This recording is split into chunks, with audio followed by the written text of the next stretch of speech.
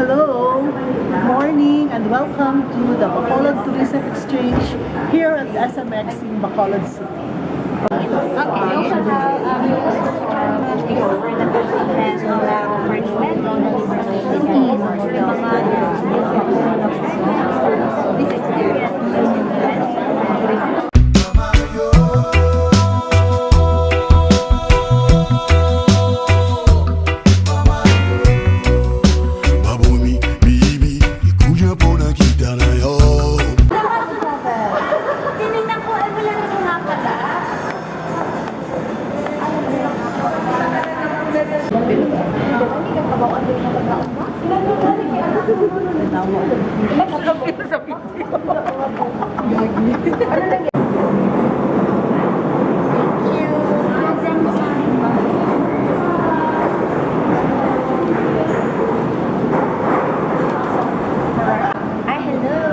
Welcome to Bacolod Tourism Exchange here at SMX in Bacolod City.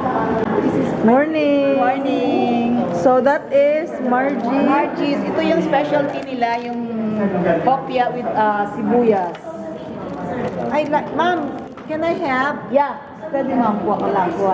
Sugarland? Para naman sa inyo si Margie's. Ito naman yung Sugarlandia. Ito actually ang original talaga ng ng piyaya. And then the barquillos. Piyaya Ano bites. ito? Nagdadala. Ito yan. Virgin. Ako ito naman yung virgin. Tapos tayo yung virgin sa akin, di ba?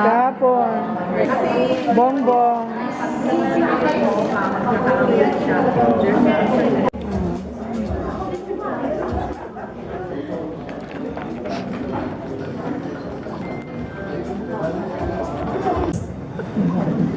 And this time, ladies and gentlemen, without further ado, let us all give a round of applause for her welcome remarks, the very dynamic Tourism Officer, Chief Tourism Officer of Bacolod City Tourism Office, ladies and gentlemen, Maria Teresa Q. Manalili.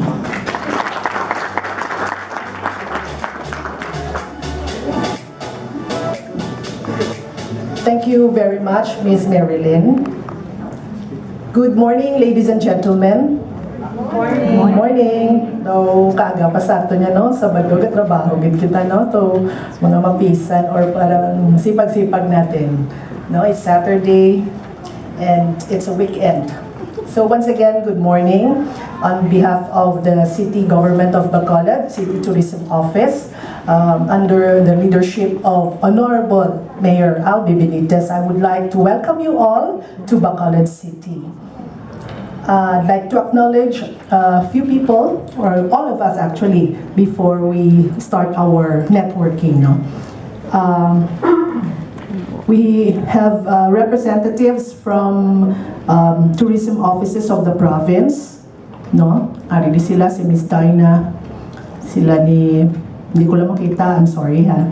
So, fellow tourism officers from the province, ari na sila ni Miss Nell, Sir Raymond, wala pa man no? Sige later. Welcome to our Bacolod Tourism Exchange. Our partners for the Bacolod Tourism Exchange B2B and Familiarization Tour, of course, we have our official carrier, Philippine Airlines, Sir Rene Aviles and Miss Casey Salvilla. Sir Rene,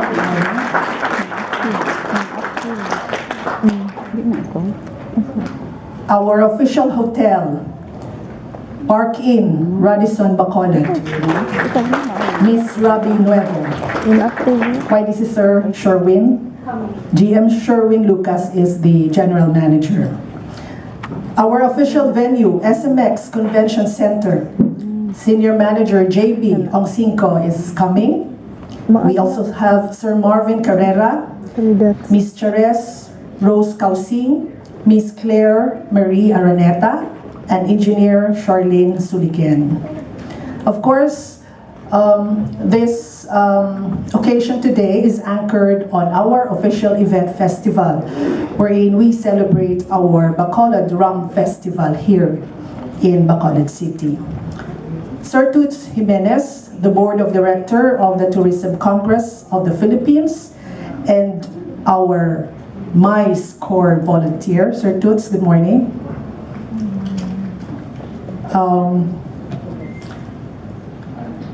For MICE facilities, hotels and resorts, food and pasalubong industry, local travel agents, NITAS, NITAS, independent tour operators, Association of Tour Guides Negros, transport companies, restaurants, museums, attractions, and recreation sites here in Bacolod.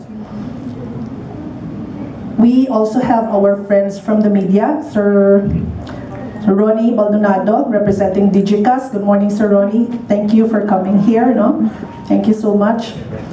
I'd like to introduce to you our guests. They are so important, very important today, because we will network with them. We will present ourselves as sellers in this B2B meeting. They are our buyers. Well, I am Tere Manalili, the Tourism Officer of Bacolod City. So once again, good morning. No? Good morning also to our social media influencers here. This program is, of course, the endeavor of the City Government of Bacolod in collaboration with our partners who I mentioned earlier. Actually, it's first time that we brand the program as Bacolod Tourism Exchange. Sang nag-istorya kami ni Jessica, our Senior Tourism Officer, Miss Jessica Madayag. Napanumdum kami kung ano ang what name or ano ang klase nga brand nga or branding name na himuon namon for this occasion, because we plan to make this quarterly. So this is a testing the waters, how to go with it or manage it in the future. I also told Ms. Cheryl Dicena, the Provincial Tourism Officer, that we should collaborate on things like this because this will bring business to Bacolod City. So we have the following objectives, or we aim to provide business-to-business platform for the tourism sectors. This is an opportunity for the travel and tourism to have travel and tourism exchanges among us. We want to market Bacolod, our local food, our delicacies, our festivals, arts, heritage, culture, accommodations, and attractions. The important one, which is a major direction of Bacolod City, is we want to market Bacolod City as an attractive MICE destination. We want them to have their meetings, incentives, conventions, and exhibitions here in Bacolod City. Here in Bacolod City, Negros Occidental. Our MICE slogan is, na-enjoy gidi kagapon sang aton mga, na-enjoy ito ng ating mga guests, travel agents, and tour operators. Savor Bacolod, MICE to meet you. So the bottom line of this activity is to generate tourism leads and activities, generate MICE travels, and generate competitive travel packages. I would like to introduce to you our buyers, the travel agents and tour operators from Luzon, Metro Manila, Visayas, and Mindanao. So nagkatugid din sila, no? Of course, with the courtesy of Philippine Airlines, they provided complimentary tickets for the agents. Mga suki gini sang pan, so ma-generate gini sila sang future travels and group travels, no? MICE travels after this. So I'd like to acknowledge, please stand up, no? Ang aton mga bisita, including our social media influencers. Please stand up to be acknowledged. We have from Luzon, Esgala Travel and Tours, Sir Enrique Esguera. Sir Enrique?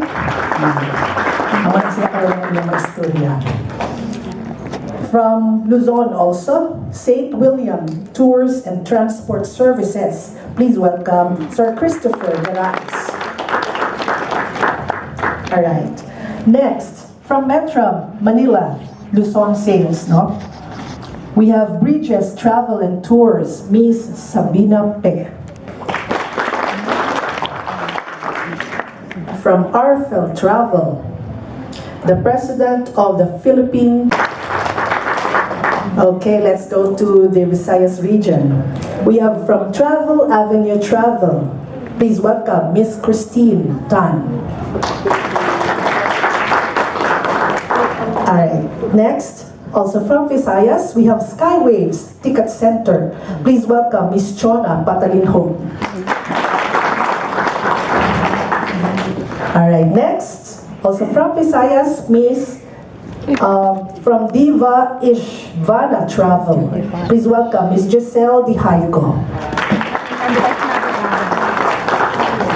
Alright, next. With sa atin today, no? So we're all glued sa atin ng mga chairs, but it's very amazing because since this is the first time, it is also a fully booked. The seats are all complete except for the front rows. Pero later, hold on kasi you will be enjoying your networking with them here. So let's play the video first. This is exciting as well because this is one of the upcoming aircrafts. We're looking forward to it.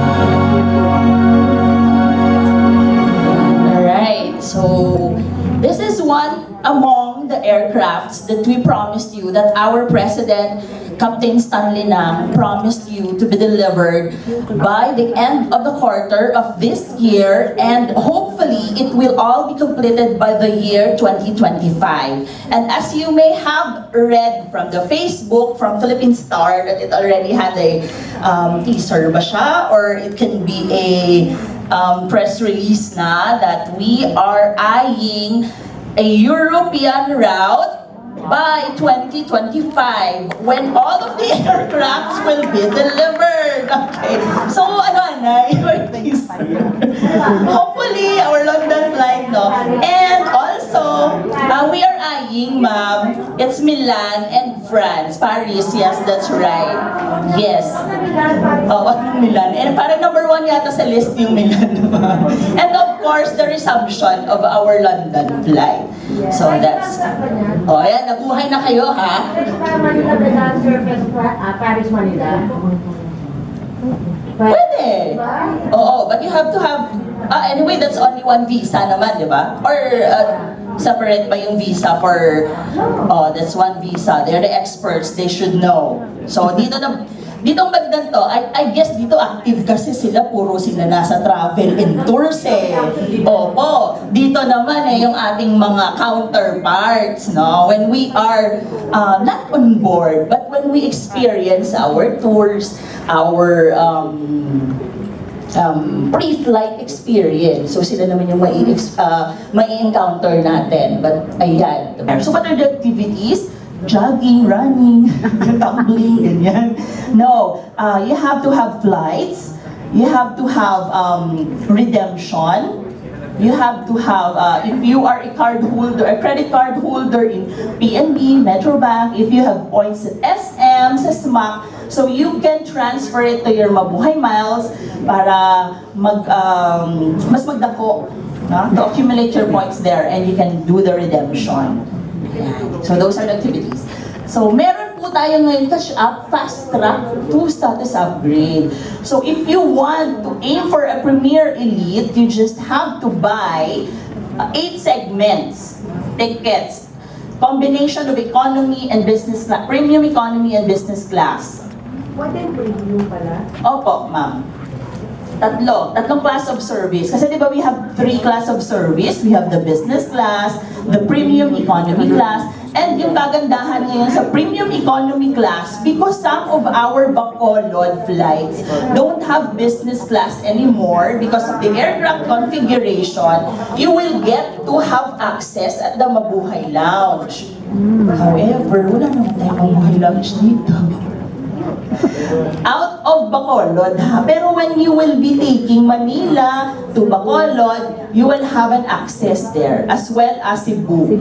Our Cebu Lounge has just been launched no August, and it's bigger, it's more comfortable, no? And the lavatory, and there's also a shower inside.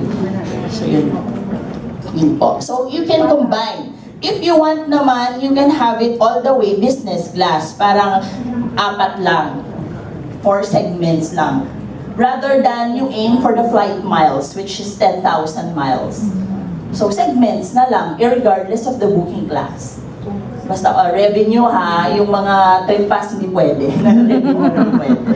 Welcome again, our partner agents from Manila, Cebu, and Mindanao, and of course, our partners in Bacolod and Negros Occidental. So, I would like to take this opportunity to present Park Inn by Radisson Bacolod, the first international hotel in the City of Smiles. Park Inn by Radisson Bacolod is a upper mid-scale hotel under the Radisson Hotel Group with 1,400 hotels globally. So in the Philippines, we have 6 hotels under the Radisson Hotel Group. So we have Radisson Blue, Cebu, and also 5 Park Inn properties all over the Philippines. So we have one in Clark, North EDSA in Quezon City, Iloilo, and Davao. So back to Bacolod, we are located right next to SM City Bacolod. So for our partner agents, it's 10 steps away to the mall. You can count later. And of course, we are right next, we are connected to SMX Convention Center. Park Inn by Radisson Bacolod offers 150 well-appointed rooms and suites that are thoughtfully designed to ensure a restful stay. Each room is equipped with modern amenities such as high-speed internet access. So in Bacolod, our running speed is 1,000 Mbps. And then, just in case the provider has some problems, we have another 1,000 Mbps as backup. So very reliable internet connection. And we also have smart TVs and of course, comfortable beds for a comfortable stay. Of Philippine Tour Operators Association General Membership Meeting, whereby he shared to us, you know, for almost 300 members present during the General Membership Meeting, what's in store for Bacolod, especially the mice market. You know, Mayor Albi was very, should I say, we appreciate him very much for sharing his time with us. And we really appreciate his love for tourism. This is what we would like, you know, we are expecting from all LGUs across the country to realize how important tourism is in the destination.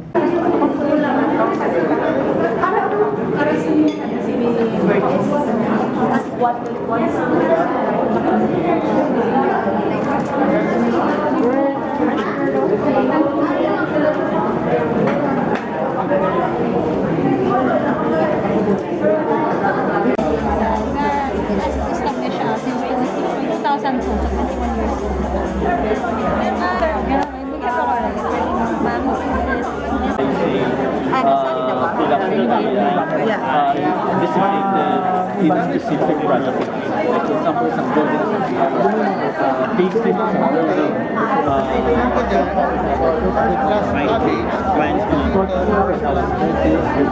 Kaya first class, kasi yung ano, nandun ang magaganda.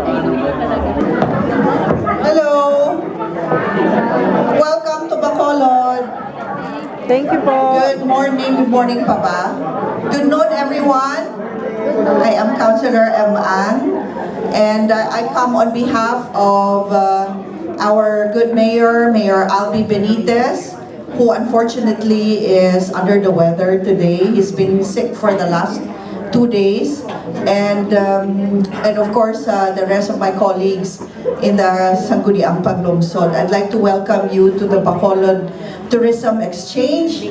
But first, I'd like to greet, of course, the organizer of this event, our tourism officer, our Chief Tourism Officer of the City of Bacolod, Ms. Tere Manalili. Let's give her a round of applause, please. I'd like to acknowledge all those who are participating, our ever dependable partner, Philippine Airlines, Mr. Rene Aviles, the branch manager, station manager rather, and of course Park Inn, SMX, thank you very much, and the Bacolod tourism, all the stakeholders of the tourism industry, the tourism sector here in Bacolod. On behalf of Bacolod Nons, I'd like to welcome you all to Bacolod City. I hope you are enjoying so far. But we'd like to thank you for taking the time out to visit us in our beautiful Bacolod City and the province of Negros Occidental. You know, this is a very timely activity. This is a perfect platform for us to promote Bacolod City and the province of Negros Occidental to those who are actively involved in bringing in the events, especially in the MICE sector, in the meetings, incentives, conventions, and events, where Bacolod is at present, we are positioning ourselves as a major MICE destination in the country.